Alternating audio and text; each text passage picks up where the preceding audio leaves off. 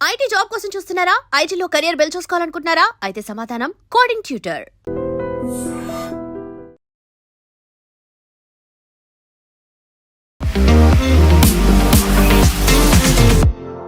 నమస్తే, నేను Kavitha. Welcome to I dream news and నిజాలు. ప్రపంచం ఇప్పుడు ఒక కాస్ట్లీయెస్ట్ యుద్ధాన్ని చూస్తోంది.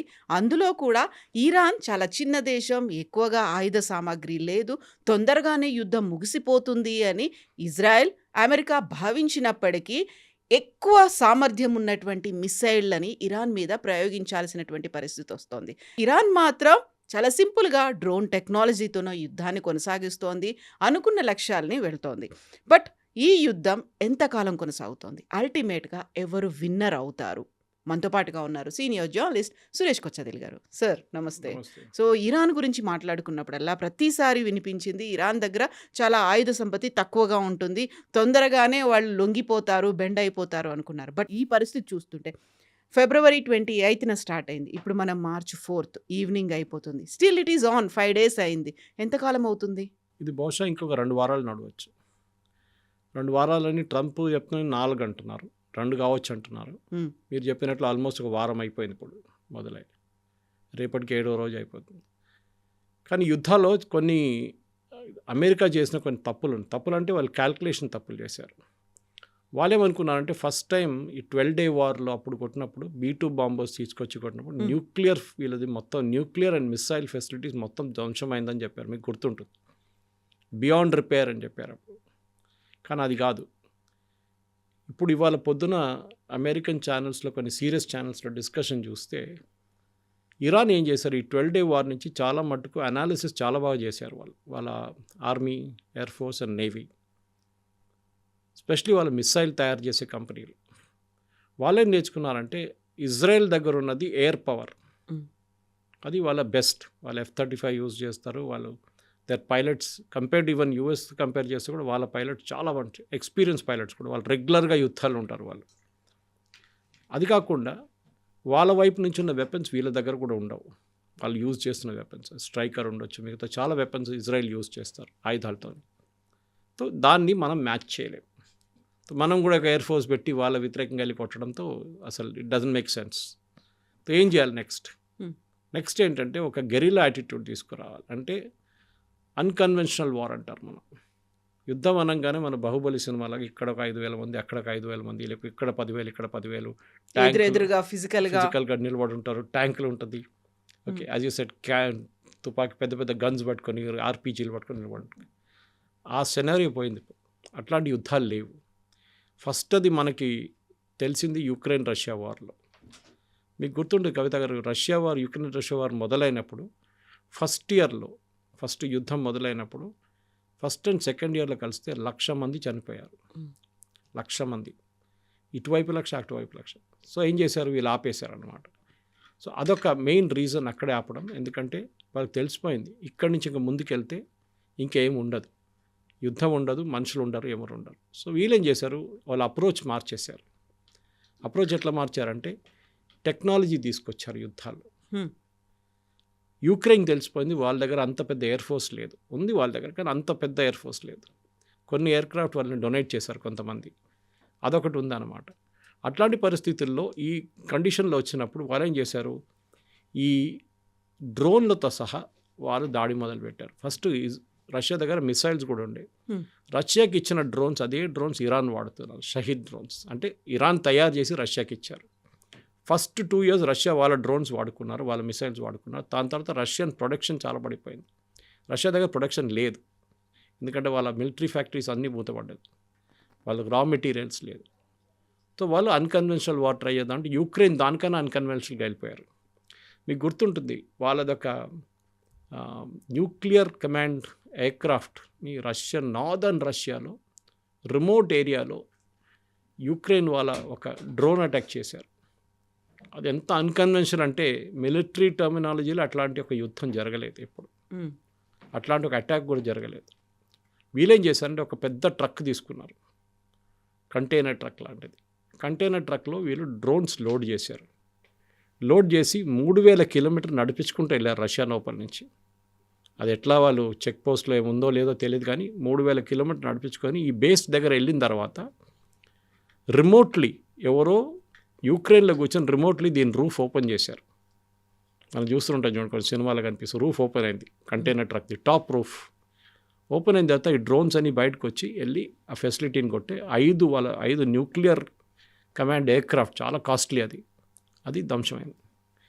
ఆ వార్లో అక్కడే రష్యాకు కూడా ఒక లెసన్ తెలిసిపోయింది, that you don't need air force కావాలి మనకి. కానీ ఈ 25,000 డాలర్ల డ్రోన్తోని ఈసారి ఇరాన్ అమెరికా మీద దాడి చేశారు. అమెరికన్ ఎంబసీ మీద, ముందు రియాద్, ఇవాళ పొద్దున యుఏఈలో. అటువైపు ఖతార్లో ఉన్న ఒక పెద్ద $1.2 బిలియన్ ఒక రాడార్ని కొట్టారు వీళ్ళు, ఇరాన్. అది కాకుండా ఒమాన్ అటాక్ చేశారు, Saudi Arabian oil refinery Aramco attack చేశారు. ఇటువైపు ఖతార్ది గ్యాస్ ఫీల్డ్స్ అటాక్ చేశారు. నేను దీని సిగ్నిఫికెన్స్ మీకు ఎక్స్ప్లెయిన్ చేస్తాను. ముందు ఇది ఎట్లా యూజ్ చేశారు, ఎక్కడ వాళ్ళు మిసైల్స్ వాడలేదు, డ్రోన్స్ వాడారు ఇరాన్. ఎందుకంటే వాళ్ళకి తెలిసిపోయింది ఇక్కడ మిసైల్స్ వాడితే మనకి ఇంత ఇంపాక్ట్ ఉండదు, డ్రోన్ వాడితే బాగుంటుంది. స్వామ్ ఆఫ్ డ్రోన్స్ అంటారు, అంటే ఒకటేసారి 30 డ్రోన్లు పంపిస్తారు. ఈ డ్రోన్ అంటే మన పెళ్లి డ్రోన్లు కావు, ఇది కెమెరాలు యూజ్ చేసి అది కాదు. These are huge, almost like a small aircraft. Okay, ఒక ఫైటర్ ఎయిర్క్రాఫ్ట్ కన్నా కొంచెం చిన్నగా ఉంటుంది అంతే. అట్లాంటి పైలట్లెస్ డ్రోన్స్ అనమాట, సూసైడ్ కామకాజీ డ్రోన్స్ అంటారు, సూసైడ్ డ్రోన్స్. ఈ డ్రోన్స్ వాడి వీళ్ళు అటాక్ చేశారు. అంటే 35 డ్రోన్స్ మీరు పంపిస్తే దాంట్లో 5 ఎట్లయినా ఎస్కేప్ అవుతుంది. ఇప్పుడు లాజిక్ చాలా మటుకు ఏమర్థమవుతుందంటే, అమెరికా వైపు నుంచి సపోజ్ మీరు ఒక డ్రోన్ ఇక్కడి నుంచి పంపిస్తున్నారు, అటువైపు నుంచి ఒక ఇంటర్సెప్టర్ పంపిస్తారు ఇంటర్సెప్ట్ చేయడానికి ఈ డ్రోన్ని టార్గెట్కి వచ్చే ముందే. సో ఇది ఒక పారాబోలిక్ పాత్ర ఇట్లా వెళ్తుంది ఒక డ్రోన్, ఇటువైపు నుంచి ఒక పేట్రియట్ మిసైల్ వస్తుంది అమెరికాది. ఇది $25,000 డ్రోన్, ఇది $1 మిలియన్ పేట్రియట్ మిసైల్. అంటే ప్రతి డ్రోన్కి 1 మిలియన్ పేట్రియట్ మిసైల్ కొడుతున్నారు డాలర్ది. ఎంత కాస్ట్లీ వార్ అని చూడండి. అట్లా ఒక రోజుకి 10 కొడితే $10 మిలియన్ పోతుంది ఒకటే లొకేషన్లో. ఇదే మిసైల్ కువైత్ దగ్గర ఉంది, ఇదే మిసైల్ సౌదీ అరేబియా దగ్గర ఉంది, ఇదే మిసైల్ యుఏఈ దగ్గర ఉంది. వీళ్ళందరి దగ్గర ఇదే మిసైల్స్ ఉన్నాయి. వాళ్ళు అమెరికా దగ్గర నుంచి కొనుక్కున్నారు. అమెరికాకి మంచి బిజినెస్ ఇది. అండ్ అమెరికన్ బేసిస్లో కూడా ఇదే మిసైల్స్ ఉన్నాయి. ఇన్ఫ్యాక్ట్ ఇవాళ చదివాను నేను పొద్దున, యుఏఈ వాళ్ళు ఏమన్నా అంటే మేము ఆల్మోస్ట్ క్లోజ్ టు 1000 డ్రోన్స్ని మేము ఆపేయమంటున్నారు, విచ్ ఇస్ అస్టౌండింగ్. అంటే 1000 పేట్రియట్ మిసైల్స్ వాడారా, ఇంకే యాంటీ డ్రోన్ టెక్నాలజీ వాడారు, మీకు అర్థం కావట్లేదు నాకు. సో ఇరాన్ ఒక లెసన్ చాలా బాగా నేర్చుకున్నారు, that we have to use unconventional war, strength Israeli the air force, don't get in to a fight with them. వాళ్ళతో ఏం గొడవ పెట్టుకోకండి, వాళ్ళు పక్కన వచ్చి బాంబ్ చేసి వెళ్ళిపోతారు, ఆ డ్యామేజ్ ఉంటుంది. అమెరికా మీద దాడి చేయాలంటే రెండోది వాళ్ళ నేవల్ ప్రెజెన్స్. అది ఆ 12 డే వార్లో నేవీ ఎక్కువ యూజ్ చేయలేదు. కానీ మీకు మన పర్షియన్ గల్ఫ్ రీజన్ చూస్తే కవిత గారు, నీళ్ళు చాలా షాలో ఉంటుంది అక్కడ. షాలో అంటే ఎక్కువ డెప్త్ లేదు, ఇసుక ఉంటుంది. సో మీన్ చిన్న ఒక షిప్ తీసుకొస్తే కూడా అది ఆ ఇసుకలో వెళ్ళి ఇట్లా దూరిపోతుంది, దానికి it will get stuck there.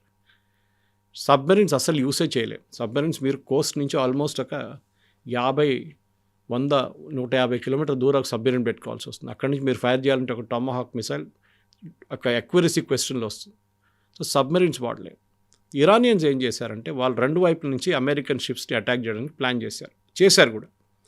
ఒకటి ఏంటంటే పైలట్లెస్ సూసైడ్ బోట్స్, చిన్న బోట్స్ ఉంటుంది, దాంట్లో ఒక మోటార్ ఉంటుంది, ఒక రాడార్ సిస్టమ్ పెడతారు, దాని కోఆర్డినేట్స్ పెట్టి పంపించేస్తారు. ఒక అమెరికన్ ఎయిర్క్రాఫ్ట్ క్యారియర్ ఉంది, జెరాల్డ్ ఆర్ ఫోర్డ్ ఉంది, అబ్రహాం లింకన్ ఉంది. డ్యామేజ్ ఏం కాదు వాళ్ళకి, ఎందుకంటే మీరు యుద్ధం అనేది అర్థం చేసుకుంటే ఒక షిప్ని ఎప్పుడు ఇండివిజువల్గా ఇడవరు. ఒక అమెరికన్ ఎయిర్క్రాఫ్ట్ క్యారియర్ ఏదైనా, మన విక్రాంత్ కూడా దాని చుట్టుపక్కల 5-6 షిప్స్ ఉంటుంది చిన్నది, మదర్ షిప్ని ప్రొటెక్ట్ చేస్తారు ఎప్పుడు వాళ్ళు, దాన్ని అటాక్ చేయని ఎవరికి ఇయర్. సో ఈ సూసైడ్ బోట్స్ వెళ్ళి కొట్టింది ఈ అమెరికన్ షిప్స్ని, కొన్ని షిప్స్ని కొట్టారు. మీకు గుర్తుంటుంది USS కోల్ అని చెప్పి, I think it was in the 80s or 90s, don't remember maybe in 2000. USS coal అని చెప్పి అమెరికన్ షిప్ అక్కడ వెస్ట్ ఏషియాలో గల్ఫ్లో పార్క్ చేసుకున్నప్పుడు, ఏడన్ అనుకుంటా పోర్టోబెల్, వీళ్ళు వచ్చి అటాక్ చేసి 22-30 మంది అమెరికన్ సేలర్స్ చనిపోయారు. మన ప్రెసిడెంట్ ట్రంప్ స్పీచ్లో చెప్పారు, అది మాకు గుర్తుంది ఎవరు చేశారు, ఇరాన్ మర్చిపోకూడదు వీళ్ళని అని చెప్పేసి. సో వీళ్ళ అన్కన్వెన్షనల్ వార్ ఫైట్ చేస్తున్నారు. అమెరికా ఏమో కన్వెన్షనల్ వార్ ఫైట్ చేస్తున్నారు. ఎయిర్క్రాఫ్ట్ క్యారియర్, డెస్ట్రాయర్, సబ్మెరీన్, ఇప్పుడు మనం మాట్లాడుతున్నప్పుడే కొంచెంసేపు ముందు శ్రీలంకలో ఒక పెద్ద ట్రాజడీ జరిగింది.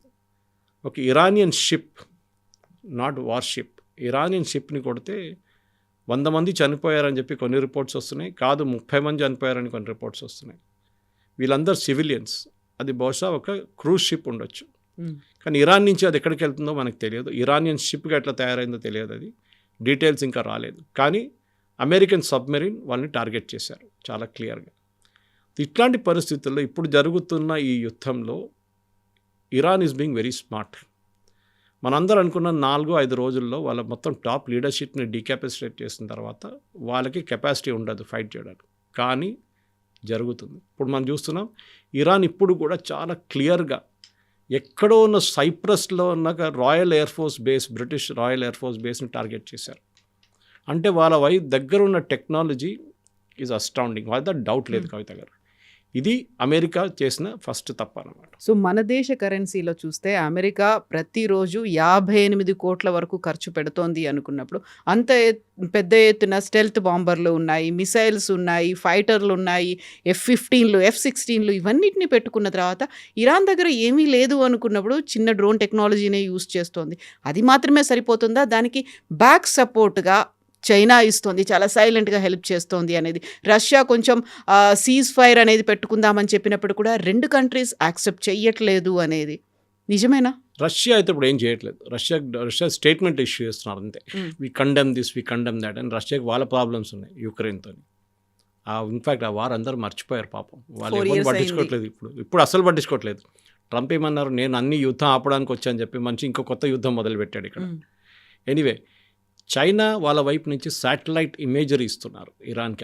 అదొకటి అమెరికా కూడా అంగీకరించారు అది.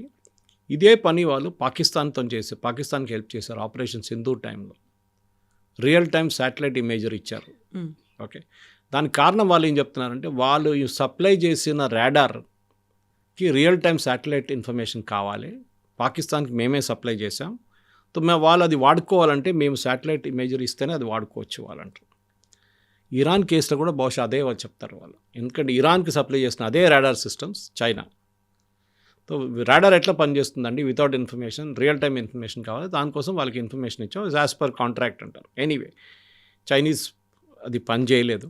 పాకిస్తాన్ వైపు మనం కొట్టుపడేసాం, ఇక్కడ యూఎస్ వాళ్ళు కరప్ట్ చేసేసారు దాన్ని మొత్తం. అంటే ఆ సైబర్ అటాక్ నడిపించారు దాని మీద. అది ఇంకో పెద్ద స్టోరీ యాక్చువల్. యూఎస్ ఏం చేశారు, ఫస్ట్ డే సాటర్డే కన్నా ముందు, సాటర్డే మార్నింగ్ అక్కడ ఇజ్రాయలీ ఎయిర్ ఫోర్స్ 200 ప్లేన్లు ఇజ్రాయెల్ నుంచి బయలుదేరిన టైంలో యూఎస్కి 2 కమాండ్స్ ఉన్నాయి. సైబర్ కమాండ్ ఒకటి ఉంది, స్పేస్ కమాండ్ ఒకటి ఉంది. మన దగ్గర సైబర్ కమాండ్, స్పేస్ కమాండ్ లేదు. మన ఇస్రోని యూజ్ చేస్తాం మనం స్పేస్ కోసం. వాళ్ళ వైపు సైబర్ కమాండ్. వాళ్ళు ఏం చేస్తారంటే, ఎలక్ట్రిసిటీ నెట్వర్క్, టెలికాం నెట్వర్క్, దీంట్లో దూరిపోతారు. మొత్తం డిసేబుల్ చేసి పడేశారు ఆ రోజు పొద్దున. ఒకరితో కాంటాక్ట్ చేయలేకపోయారు వాళ్ళు. ఏం జరుగుతుందని తెలిసే ముందే బాంబు వచ్చి పడ్డది. ఇజ్రాయలీస్ వాళ్ళు బాంబు చేశారు. అదే టైంలో వీళ్ళ స్పేస్ కమాండ్ ఏం చేస్తారంటే, శాటిలైట్స్ యూజ్ చేసి రియల్ టైం ఇమేజరీ ఫీడ్ చేస్తారు వాళ్ళ షిప్స్కి కానీ, వాళ్ళ ఎయిర్క్రాఫ్ట్ కానీ, వాళ్ళ మిసైల్ బ్యాటరీస్కి. ఇది వాళ్ళు చేస్తున్న పని. కానీ అమెరికా ఎప్పుడు మిస్కాల్కులేట్ ఏం చేస్తారంటే, వీళ్ళు అనుకున్నారు చైనా దగ్గర ఉన్న దానితో ఏం చేయలేరు వీళ్ళని. కరెక్టే, అది చాలా మటుకు correct. China satellite technology, China imagery ఏం పనిచేయదు. కానీ ఇరాన్ చాలా మటుకు వాళ్ళ దగ్గర ఆల్మోస్ట్ ఇప్పుడున్న లెక్క ప్రకారం 25,000 నుంచి 30,000 డ్రోన్లు తయారు చేసుకున్నారు. ఒక average cost of a drone is $25,000. ఈ 12-డే వార్ నడిచిన తర్వాత, ట్రంప్ అడ్మినిస్ట్రేషన్ వచ్చిన తర్వాత, ఈ చైనీస్ డ్రోన్ గురించి వాళ్ళకి చాలా మటుకు అవగాహన వచ్చింది. ఈవెన్ హెజ్బుల్లా వైపు నుంచి వాడుతున్నారు. హెజ్బుల్లాకి ఆయుధాలు ఇచ్చేది మొత్తం చైనానే కంప్లీట్గా, హమాస్ కూడా అంతే. వీళ్ళేం డిసైడ్ చేశారంటే, పీటర్ హెస్గెత్ వాళ్ళ డిఫెన్స్ సెక్రటరీ, అమెరికా కూడా డ్రోన్ తయారు చేద్దామని చెప్పి. ఇవాళ వచ్చింది ఆ న్యూస్. నిన్న దాకా న్యూస్ రాలేదు బయటికి. ఇప్పుడు అమెరికా కూడా డ్రోన్లు వాడుతున్నారంట. ఎవరు వ్యతిరేకంగా? ఇరాన్ వ్యతిరేకంగా. సో ఇంగ్లీష్లో అంటారు, if you can't beat them join them అంటారు. సో వాళ్ళు ఇప్పుడు ఇరానియన్ లీడర్స్ని టార్గెట్ చేయడానికి, ఇరానియన్ ఫెసిలిటీస్ని టార్గెట్ చేయడానికి, పవర్ స్టేషన్స్ని టార్గెట్ చేయడానికి డ్రోన్ వాడుతున్నారు. సో ఆ డ్రోన్ ఇప్పుడు నుంచి, నిన్నటి నుంచి మొదలైందంట వాళ్ళు. సో అమెరికా, ఇజ్రాయెల్ చూడండి, ఇజ్రాయెల్ ఏ రోజు వచ్చి కొట్టేసి వెళ్ళిపోయారు సాటర్డే రోజు. దాని తర్వాత వాళ్ళు తిరిగి రాలేదు మళ్ళీ ఇక్కడికి. వాళ్ళ వైపు నుంచి వాళ్ళు హెజ్బుల్లాని డీల్ చేసుకుంటున్నారు అక్కడ. వాళ్ళకి ఆ ప్రాబ్లం ఉంది అప్పుడు. మళ్ళీ కావాలంటే ఇంకోసారి ఇచ్చి కొట్టేసి వెళ్ళిపోతారు వాళ్ళు. కానీ America is dealing with the problem. ఇప్పుడు జరుగుతుంది అంటే కవిత గారు మెయిన్ థింగ్ మీరు చెప్పినట్లు ఖర్చులు. ఒక $1 million patriot missile versus $25,000 drone. ఇది ఎన్ని రోజులు నడుస్తుంది? ఇవాళ పొద్దున వచ్చిన న్యూస్లో చాలా మటుకు అనలిస్ట్ ఏమంటున్నారు, ఎవరు ఈ యుద్ధం గెలుస్తారని ఒక ప్రశ్న అందరు అడుగుతున్నారు. ఎవరి దగ్గర ఆయుధాలు మిగిలిపోతే వాళ్ళే గెలుస్తారు. Simple logic. ఏ రకమైనటువంటి ఆయుధాలు? ఎందుకంటే ఇక్కడ డ్రోన్లే వాడుతున్నారు, అక్కడేమో మిసైల్స్ దగ్గర నుంచి వస్తుంది. ఇప్పుడు 5 days తర్వాత రిలైజ్ అయింది అమెరికా. బట్ ముందు నుంచి కూడా వీళ్ళు భావిస్తోంది ఏంటి, ఇరాన్ దగ్గర న్యూక్లియర్ వెపన్స్ ఉన్నాయి, దాన్ని తయారు చేయాలని చూస్తోంది. బట్ డ్రోన్ టెక్నాలజీతోనే మనల్ని కొడుతుంది అనేది వాళ్ళు ఎక్స్పెక్ట్ చేయలేదు. అంటే ఇన్ని డ్రోన్స్ ఇంత ఎగ్జాక్ట్ స్పెసిఫికేషన్స్ కొడతా అనుకోలేదు. పిచ్చోన్ చేతిలో రాయిలాగా ఎక్కడ పడేస్తాడో తెలియదు, సో నో ప్రాబ్లం అనుకున్నారు. కానీ ఎగ్జాక్ట్ అమెరికన్ కాంపౌండ్ యూఏఈలో కొట్టారు, కన్సులేట్లో. రియాద్లో ఉన్న అమెరికన్ కన్సులేట్ని కొట్టారు. పామ్ జుమేరా దుబాయ్ని కొట్టారు. దుబాయ్ ఎయిర్పోర్ట్ కొట్టారు. మనామా బహ్రెయిన్లో ఉన్న US 5th ఫ్లీట్ హెడ్ క్వార్టర్స్ని కొట్టారు. అంటే అంత ప్రిసైజ్ ఇన్ఫర్మేషన్ ఉంది కవిత గారు వాళ్ళ దగ్గర. ఎందుకంటే మీరు డ్రోన్ అట్టు పంపించలేదు అట్లా, మీరు దాన్ని కీ చేసి దాని ఇన్ఫర్మేషన్ దాంట్లో లోడ్ చేసిన తర్వాతనే దాన్ని లాంచ్ చేస్తారు. తర్వాత చూసుకుంటుంది, దాని లోపల రాడార్ సిస్టమ్స్ ఉంటుంది, అది రీఓరియంట్ చేసుకుంటుంది, టార్గెట్ మూవ్ అయితే అది కూడా మూవ్ అవుతుంది దాంతోపాటు. ఇది ఇట్లా ఉంటే ఇంకొక వైపు ఇజ్రాయెల్ మీద మిసైల్ అటాక్ మొదలైన మీకు తెలుసుంటుంది. జెరూసలంలో 10 మంది చనిపోయారు, టెల్-అవీవ్లో కొంతమంది చనిపోయారు. దీంట్లో కూడా ఇప్పుడు ఇజ్రాయెల్ కూడా ఒక లెసన్ తెలిసిపోయింది ఏంటి, ఈ డ్రోన్ వాళ్ళు పంపించే మిసైల్స్ని ఎందుకు మా iron dome, David sling and arrow systems అడ్డుకోలేకపోతున్నారని. ఇరాన్ దగ్గర 2 టైప్ మిసైల్ సిస్టమ్స్ ఉన్నాయి. ఒకటి సూపర్సోనిక్, ఒకటి హైపర్సోనిక్. దాంట్లో తెలిసిపోతుంది మీకు which is which. Supersonic sound speed of sound, other is hypersonic. ఈ 2 మిసైల్స్కి ఒక బేసిక్ టెక్నాలజీ ఒకటి ఉంది. అంటే ఒక మోటార్ ఉంటుంది which is launching it like a rocket. మన దగ్గర ఇస్రో రాకెట్ లాంచ్ చేస్తే కానీ అందుకని చిన్నది ఉంటుంది. దీన్ని లాంచ్ చేసే టైంలో ఆ లాంచర్ నుంచి 17 times స్పీడ్ ఆఫ్ సౌండ్, మాక్ 17 అంటారు, MACH, ఆ సౌండ్ ఆ స్పీడ్లో ఈ రాకెట్ని లాంచ్ చేస్తారు. ఏది అట్మాస్ఫియర్లకి. So it will goes out of the atmosphere పైకి వెళ్ళి అక్కడి నుంచి కోస్టింగ్ ఫేస్ నుంచి వచ్చి లాస్ట్లో టార్గెట్ కన్నా 100 kilometers ముందు మళ్ళీ అట్మాస్ఫియర్లో రీఎంటర్ అయిన టైంలో దాని స్పీడ్ మళ్ళీ పెరుగుతుంది. The best part about Israel technologies, వాళ్ళ దగ్గర ఐరన్ డోమ్ ఉంది, డేవిడ్ స్లింగ్ ఉంది అండ్ పేట్రియట్ ఆరో. మూడు డైరెక్షన్లో పనిచేస్తుంది. ఒకటి 70 kilometers దాకా, ఒకటి 300 kilometers, ఒకటి 1500 kilometers. కానీ ఈ ఇరానియన్ మిసైల్స్ ఏం చేశారంటే వాళ్ళు చాలా మంచి, వాళ్ళ సైంటిస్ట్ని మెచ్చుకోవాలి. వాళ్ళు ఏం చేస్తారు, ఒక నాజిల్ పెట్టారు ముందు. ఆ నాజిల్ ఏం చేస్తుందంటే అది మూవ్ అవుతూనే ఉంటుంది. సో ఈ మిసైల్ కూడా మూవ్ అవుతూనే ఉంటుంది. It doesn't take a parabolic path. Same అదే డైరెక్షన్లో వెళ్ళకుండా. ఇప్పుడు మీరు పేట్రియట్ ఫైల్ చేస్తే అది ఒకటే యూని డైరెక్షన్లో వెళ్తుంది. ఇదేమో ఇక్కడ దాకా వచ్చి మళ్ళీ ఇక్కడికి వెళ్ళిపోతుంది, మళ్ళీ ఇక్కడికి వస్తుంది. It takes a zigzag path. That ఇప్పుడు దాకా అమెరికా ఏమంటున్నారంటే వాళ్ళ దగ్గర అట్లాంటి వాళ్ళు దొరకలేదు వాళ్ళకి, కానీ they want to get a Iranian missile. ఏముంది దాంట్లో, వాళ్ళు ఏం చేస్తున్నారు? 1-2 టెల్-అవీవ్ దగ్గర దొరికింది, కానీ అది డ్యామేజ్డ్ కండిషన్లో ఉండే. కానీ ఎవరు తయారు చేశారు, కానీ వాళ్ళకి ఎవరు హెల్ప్ చేశారు? చైనా హెల్ప్ చేశారా? దీనికన్నా ముందు రష్యా వాళ్ళు బాగున్న టైంలో వాళ్ళు హెల్ప్ చేశారా? ఎవరో ఆర్ నార్త్ కొరియా? నా అంచనా ప్రకారం it is north Korea which gave them the technology. Okay, చాలా క్లియర్. దాంట్లో నార్త్ కొరియాకి ఏమో ఇచ్చారు, వీళ్ళు యురేనియం ఇచ్చి ఉంటారు, ఏదో ఇచ్చారు నార్త్ కొరియా దాని బదులు వాళ్ళకి. ఎందుకంటే పాకిస్తాన్ కూడా అదే చేశారు కదా. పాకిస్తాన్ కిమ్ జాంగ్ ఉన్ వాళ్ళ నాన్నగారు ఉన్న టైంలో ఆయనకి they gave him the rocket technology. Uranium ఇచ్చారు వాళ్ళు న్యూక్లియర్ ఫెసిలిటీ పెట్టుకోవడానికి. దాని తర్వాత న్యూక్లియర్ వెపన్స్ ఫెసిలిటీకి వచ్చారు ఏక్యూ ఖాన్ ఉన్న టైంలో Pakistan. In return north Korea వీళ్ళకి మిసైల్ టెక్నాలజీ ఇచ్చారు. వీళ్ళ దగ్గర ఉన్న మిసైల్స్ మీరు చూసుంటారు, షహీన్, బాబర్, ఇదాన్ని. అదే టైంలో ఇరాన్ దగ్గర ఉన్న మిసైల్స్ ఫతా-1, ఫతా-2 ఈజ్ 1 హైపర్సోనిక్, ఒకటి సూపర్సోనిక్. ఈ మిసైల్స్తోనే వాళ్ళు ఇజ్రాయెల్ని కొడుతున్నారు. సో దానికోసం కూడా ఇచ్చింది అంటున్నారు. టర్కీ దగ్గర నుంచి కూడా వచ్చాయా ఇరాన్కి? ఎస్, టర్కీకి కూడా వచ్చి ఉంటుంది, కానీ టర్కీకి ఇరాన్కి ఎప్పుడు పడదు. 1 because of religion factor, Shias and Sunny's. So అది టర్కీ డౌట్ఫుల్ ఉంది. పాకిస్తాన్ వైపు నుంచి కూడా కొనలేదు వీరు, ఎందుకంటే అక్కడ కూడా షియా సున్నీ ప్రాబ్లం ఉంది. టర్కీ కన్నా నాకు ఎక్కువ డౌట్ ఉన్నది, టర్కీ ఇప్పుడే మొదలుపెట్టారు ప్రొడక్షన్ ఒక 5 సంవత్సరాల ముందు. బట్ ఇరాన్ వాళ్ళ దగ్గర 20 సంవత్సరాలు 15 సంవత్సరాల నుంచి టెక్నాలజీ ఉంది, డెవలప్ చేసుకుంటూ వస్తున్నారు, దాన్ని ఓకే. రీఫైన్ చేసుకుంటూ వస్తున్నారు. నా అంచనా ప్రకారం ఇట్ ఈస్ నార్త్ కొరియా. ఇప్పుడు ఖమేనీని కొట్టడానికి ఆయన దగ్గర ఉన్నటువంటి ప్రతి దాన్ని ట్రాక్ చేశారు, ఇంక్లూడింగ్ ట్రాఫిక్ సిగ్నల్ దగ్గర నుంచి అన్ని హ్యాక్ చేసి పెట్టుకున్న తర్వాత వీళ్ళ దగ్గర డ్రోన్ టెక్నాలజీ ఉన్నదనేది అండర్ ఎస్టిమేట్ చేశారా? అసలు దాన్ని కన్సిడర్ చేయలేదా? వాళ్ళ దగ్గర ఏమీ లేదు, ఈజీగా లొంగిపోతుంది అనేటువంటి భావనలోనే ఉండిపోయారు. అక్కడ ఫెయిల్యూర్ అనేది కనిపిస్తోంది. డెఫినెట్గా ఫెయిల్యూర్ ఉంది. ఎందుకంటే ఇవాళ అదే అమెరికన్ డిఫెన్స్ అనలిస్ట్ అదే అంటున్నారు, ఈవెన్ యుఎస్ కాంగ్రెస్లో ఉన్న కొంతమంది అంటున్నారు, వీ అండర్ ఎస్టిమేటెడ్ ఇరాన్. ఒకటి వాళ్ళు ఏమనుకున్నారంటే టాప్ లీడర్షిప్ని కొట్టేస్తే ఎవరు కమాండ్ చేయడానికి ఎవరు ఉండరు వీళ్ళ దగ్గర. కాదు, వీళ్ళ సెనారియో క్రియేట్ చేసుకున్నారంట ముందే. దానికోసం చూడండి, ఆయన రాసి పెట్టి వెళ్ళారు, నేను లేనప్పుడు ఎవరిని ఎట్లా ఎలక్ట్ చేయాలని చెప్పి ఒక ప్రొసీజర్ రాసి పెట్టి వెళ్ళారు ఖమేనీ. ఆ తర్వాత ఇప్పుడు వాళ్ళ అబ్బాయినే ఎలక్ట్ చేశారు. ఆయన ఎన్ని రోజులు ఉంటారో తెలియదు, ఇజ్రాయెల్ తీసేస్తారు ఒక్కొక్కసారి. అది Mustafa Khamenei. So Mustafa is that, but doubtful, ఆయన ఎక్కువ రోజు ఉండడు, ఇజ్రాయెల్ చూసుకుంటారు అది. బట్ పాయింట్ అది కాదు, ఎక్కడో వాళ్ళ దగ్గర చాలా మంచి డిసిప్లిన్ కమాండ్ పనిచేస్తుంది. మీకు ఎట్లా తెలుసు? ఈ $1.2 బిలియన్ ఒక రాడార్ డ్రోన్ ఖతార్ ఎయిర్వేస్లో కూర్చొని ఉంది. దానితోని వాళ్ళు 5,000 కిలోమీటర్ దాకా ఉన్న మిసైల్స్ని ట్రాక్ చేయొచ్చు. అది ఇప్పుడు డెస్ట్రాయ్ చేశారు వీళ్ళు, $1.2 బిలియన్. ఎట్లా తెలుసు అక్కడ ఉందనేది? So satellite imagery is one very important thing. China definite, yes. దాని తర్వాత దానికి కావాల్సిన టెక్నాలజీ ఎక్కడ, ఈ ఎయిర్ ఫోర్స్ బేస్కి వెళ్ళేటప్పుడు వాళ్ళు it's highly protected. American air force base చాలా పెద్ద ఎయిర్ ఫోర్స్ బేస్, 8,000 మంది ఉంటారు దాంట్లో. వాళ్ళకి ఎట్లా వచ్చింది ఆ ఇన్ఫర్మేషన్? ఇది పెద్ద ఒక ప్రశ్న కవిత గారు. ఎందుకంటే ఆ ఇన్ఫర్మేషన్ ఒకటి, దెన్ ఆ ప్రిసైజ్ స్ట్రైక్ కొట్టిన దానికి మెచ్చుకోవాలి వాళ్ళు. అక్కడిక్కడ వెళ్ళి పడలేదు, కరెక్ట్గా కొట్టారు. నేను చెప్పాను చూడండి, అమెరికన్ ఎంబసీ కరెక్ట్గా టార్గెట్ చేశారు వాళ్ళు.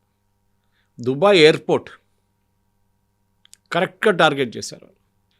ఈవెన్ సౌదీ అరేబియాలో ఉన్న టార్గెట్స్, అరామ్కోని టార్గెట్ చేయడం అంత ఈజీ కాదు. Even it's heavily protected refinery, దాన్ని కూడా కొట్టారు వాళ్ళు.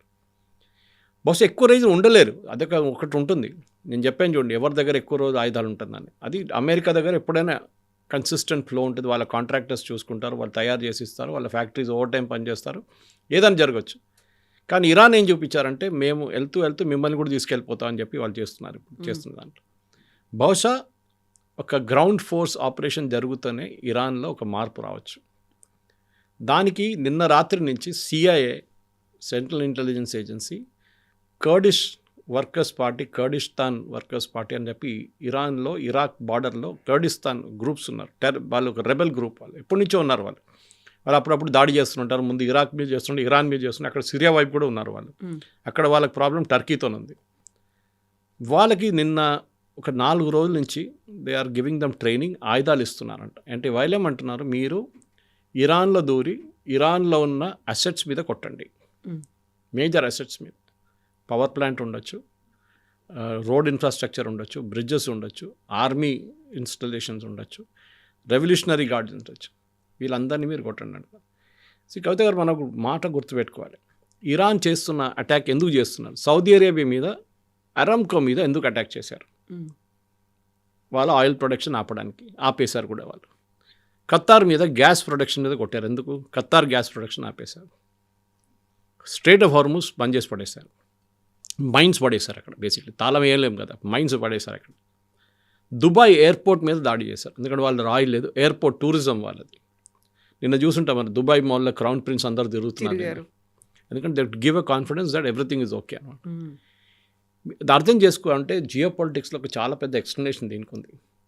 అమెరికాలో నంబర్ 1 ఇన్వెస్టర్ ఇప్పుడు అమెరికన్ స్టాక్ మార్కెట్స్లో, అమెరికన్ ఏఐ కంపెనీస్లో అందరికన్నా ఎక్కువ పెట్టుబడి పడేది ఈ జీసీసీ కంట్రీస్. సౌదీ అరేబియాకి ఒక ఫండ్ ఉంది, దుబాయ్కి దానికన్నా పెద్ద ఒక ఫండ్ ఉంది, ఖతార్ ఫౌండేషన్ ఉంది. వీళ్ళందరూ ట్రిలియన్స్, బిలియన్స్ కూడా కాదు, ట్రిలియన్స్ ఇన్వెస్ట్ చేస్తారు అమెరికన్ స్టాక్ మార్కెట్లో, అమెరికన్ ఏఐ కంపెనీస్లో. దానికోసం మొన్న కొట్టిన ఒక డ్రోన్ వచ్చి కొట్టింది ఎక్కడ చూడండి, దుబాయ్లో అమెజాన్ వెబ్ సర్వీసెస్లో వాళ్ళ AWS ఒక సెంటర్ మీద కొట్టారు. ఎందుకంటే వాళ్ళకి తెలుసు దట్ ఆ ఇన్వెస్ట్మెంట్ దుబాయ్ వాళ్ళ రూలింగ్ ఫ్యామిలీ దాని మీద పెట్టుబడి పెట్టారు. కావాలని చెప్పి అమెరికాలో ఒక ఫైనాన్షియల్ ఒక క్రైసిస్ రావాలని చెప్పి వీళ్ళు ఇక్కడి నుంచి డబ్బులు ఎక్కడ పెట్టకూడదని చెప్పి వీళ్ళ డబ్బులు వచ్చేది ఆయిల్ నుంచి, గ్యాస్ నుంచి, టూరిజం నుంచి, అది మీరు తగ్గించండి. అది కంప్లీట్గా ఫినిష్ చేసేస్తే వీళ్ళు అమెరికాలో పెట్టుబడి పెట్టలేరు. That is another thought process. కానీ అది కూడా ఎక్కువ రోజులు పనిచేయవు, ఎందుకంటే సేమ్ ప్రాసెస్. రేపు అన్ని గల్ఫ్ కంట్రీస్ కోపం వచ్చిందనుకోండి, అందరు కలిసి ఏం డిసైడ్ చేస్తారు, మనం అందరు కలిసి అటాక్ చేద్దాం ఇరాన్ అని. ఒకవైపు నుంచి అమెరికా కొడుతున్నారు, ఒకవైపు నుంచి ఇజ్రాయెల్ కొడుతున్నారు, మనం కూడా వెళ్ళి కొడదాం బాంబే. అది బహుశా జరగవచ్చు, కానీ ఇప్పుడు జరగట్లేదు. ఎందుకంటే ఎండ్ ఆఫ్ ద డే ఒక ఇస్లామిక్ కంట్రీ ఇంకో ఇస్లామిక్ కంట్రీ మీద యూజువలీ దాడి చేయరు. అది ఒక్కొక్కటే కాన్ఫిడెన్స్ ఉంది ఇరాన్కి. బట్ ఇరాన్ చేస్తోంది కదా ఆ పని. ప్రొవోక్ చేస్తున్నారు. మీరు అర్థం చేసుకోండి, వాళ్ళ సైకాలజీ అర్థం చేసుకోండి. మీరు చాలా సైలెంట్గా కూర్చుంటారు. మిమ్మల్ని వచ్చి నేను తిడతాను, 2 సార్లు తిడతాను, 3 సార్లు మీరు క్వైట్గా ఉంటారు. కొంచెంసేపు తర్వాత నేను ఒక రాయి తీసి కొడతాను, అప్పుడు మీకు కోపం వస్తుంది. అప్పుడు మీరేం చేస్తారు, మీరు పక్కన ఉన్న 10 మందిని తీసుకొచ్చి నన్ను కొడతారు. ఇది జరుగుతుంది ఇరాన్లో. They are trying to provoke. రండి మమ్మల్ని అటాక్ చేయండి, మమ్మల్ని అటాక్ చేయండి. ఎవరిని అటాక్ చేస్తారు? ఇరానియన్ సిటిజన్స్ మీద అటాక్ చేస్తారు. ఇరాన్లో ఉన్న ప్రజల మీద అటాక్ చేయాల్సి వస్తుంది, ఎందుకంటే అక్కడ ఒక స్ట్రక్చర్ లేదు. ఇప్పుడు అటాక్ చేయాలంటే ఏదో ఒక ముల్లానో మౌల్వీనో పట్టుకోవాలి. వాళ్ళు ఉంటే వాళ్ళ చుట్టుపక్కల ఉన్న కాలనీ వాళ్ళు ఉంటారు, వాళ్ళు మనం ఒక 5, 50, 100 మంది చనిపోతారు. అప్పుడు ప్రజల కోపం సౌదీ అరేబియా మీద వస్తుంది, ప్రజల కోపం యుఏఈ మీద వస్తుంది. అప్పుడు ఏమవుతుంది, గవర్నమెంట్ దగ్గరకు ప్రజలందరూ వచ్చేస్తారు. They rally under a flag అంటారు ఇంగ్లీష్లో. వాళ్ళకి సపోర్ట్గా వస్తుంది. Death to America, death to Israel అంటారు. మళ్ళీ అది రివైవ్ అవుతుంది ఆ స్లోగన్ అనేది. That's exactly what they want. వాళ్ళకి ఏంటంటే ఇట్లాంటి ప్రొవోక్ చేసి లాస్ట్లో ఇరాన్ మీద దాడి చేస్తే, ఎస్పెషలీ గల్ఫ్ నేషన్, వాళ్ళకి అమెరికాతో ఇజ్రాయెల్తో వాళ్ళకి ప్రాబ్లం లేదు, అది రెగ్యులర్గా నడుస్తూ ఉంటుంది. కానీ ఏ రోజు సౌదీ అరేబియానో, యుఏఈనో, ఖత్తర్నో, లేకుంటే బహ్రెయిన్ వీళ్ళ మీద దాడి చేస్తే ఆ రోజు ఇరాన్ వాళ్ళ ప్రజల దగ్గర అంటారు, చూడండి మన వాళ్ళే మనల్ని కొట్టారు, మీరు మర్చిపోకూడదు వీళ్ళని, వీళ్ళ మీద మనం దాడి చేయాల్సిందే. రేపు ఒక సెట్ ఆఫ్ సూసైడ్ బాంబర్స్ కూడా తయారవుతారు కావాలంటే. గల్ఫ్ మొత్తం కంప్లీట్లీ నాశనం అయిపోతుంది. టూరిజం పోతుంది, గ్యాస్ ప్రొడక్షన్ ఫెసిలిటీస్ పోతుంది, ఆయిల్ ప్రొడక్షన్ తగ్గుతుంది. ఇది ఇరాన్ది లాంగ్ టర్మ్ స్ట్రాటజీ అన్నమాట. వాళ్ళు సక్సీడ్ అవుతారా లేదా అనేది ఒక పెద్ద ప్రశ్న. కానీ ఇప్పుడు చూస్తే అమెరికన్ అనలిస్ట్ కూడా అదే అంటున్నారు. ఒకటి economic warfare, second defence warfare, మూడోది ఇన్ఫ్రాస్ట్రక్చర్ వార్ఫేర్. డీసాలినేషన్ ప్లాంట్స్ మీద కొడుతున్నారు కవిత గారు ఇరాన్. ఎక్కువ న్యూస్లో రాలేదు. సౌదీ అరేబియా దగ్గర ఇప్పుడు కూడా డీసాలినేషన్ అంటే సీ నుంచి వాటర్ తీసుకొచ్చి దాన్ని ప్యూరిఫై చేసి డ్రింకింగ్ వాటర్ చేస్తారు. ఇప్పుడు కూడా సౌదీ అరేబియా దగ్గర మోస్ట్ ఆఫ్ ద నేషన్స్ గల్ఫ్లో 4 వారాలు డ్రింకింగ్ వాటర్ ఉంటుంది వాళ్ళ దగ్గర. మీరు ఒక 100 డీసాలినేషన్ ప్లాంట్ కొడితే అది 2 వారాలకి తగ్గిపోతుంది.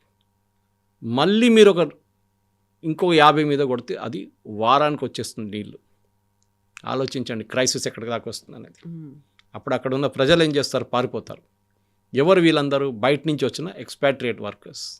వాళ్ళంటారు మాకు ఉండడానికి ఇది లేదు, సేఫ్టీ లేదు, తాగడానికి నీళ్ళు లేవు, మేమెందుకు ఉండాలని చెప్పి వెళ్ళిపోతారు. అప్పుడు వాళ్ళ ఎకానమీ మొత్తం పడిపోతుంది. వాళ్ళ కన్స్ట్రక్షన్ సెక్టర్ కానీ, వాళ్ళ ఇన్ఫ్రాస్ట్రక్చర్ సెక్టర్ కానీ, ఏదైనా పని నడుస్తుంది మొత్తం ఆగిపోతుంది. ఒక రకంగా మైండ్ గేమ్ ప్లే చేస్తుంది. Exactly, use the right word. సైలెంట్గా ఒక స్ట్రాటజీని ప్లే చేస్తుంది. ఇవన్నిటిని సిఐఏ కానీ మొసాద్ కానీ ఐడెంటిఫై చేయలేదు.